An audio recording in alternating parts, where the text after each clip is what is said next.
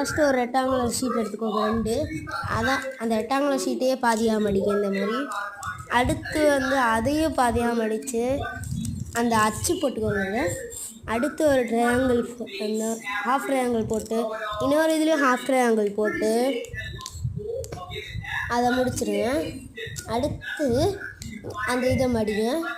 அடுத்து திரும்பவும் இன்னொரு சைடுக்கு எக்ஸ்ட்ரா பேப்பரை அந்த ஹாஃப் ட்ரையாங்கிளை ஃபுல் ட்ரையாங்கிளாக மாற்றுங்க. அடுத்து அந்த பேப்பரை சேஃபாக வச்சுக்கோங்க. அப்புறமா வந்து அந்த இதை வந்து எக்ஸ்ட்ரா பேப்பரை வந்து அப்படியே மடிங்க. ஃபுல் ட்ரையாங்கிள் திரும்பவும் ஹாஃப் ட்ரையாங்கிளாக மாற்றுங்க. இப்போ வந்து உங்களுக்கு ஒரு டைமண்ட் கிடச்சிக்கும்.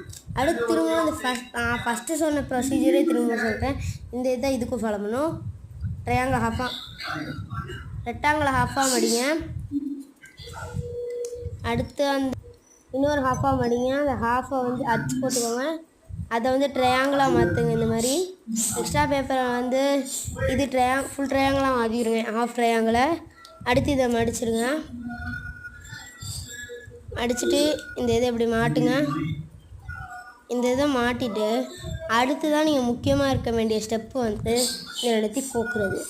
ஃபஸ்ட்டு இந்த மாதிரி வச்சுக்கிட்டு ஃபஸ்ட்டு இதை வந்து இதுக்குள்ளே கோக்கணும். இந்த மாதிரி உள்ளே கோத்துறாதீங்க, ஒழுங்காக கோக்கணும்.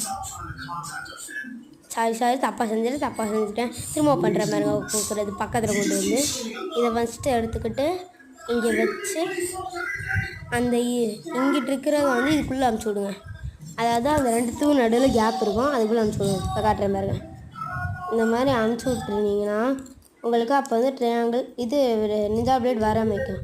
இது எல்லாத்தையும் அந்த மாதிரி அப்படி பண்ணுங்க. அடுத்ததாக கடைசியாக இருக்கிறத அந்த இதோட சேர்த்து அடியில் பின் பண்ணிடுங்க. பின் பண்ணிட்டீங்களா? வந்துருச்சு பாருங்கள். வந்துருச்சு.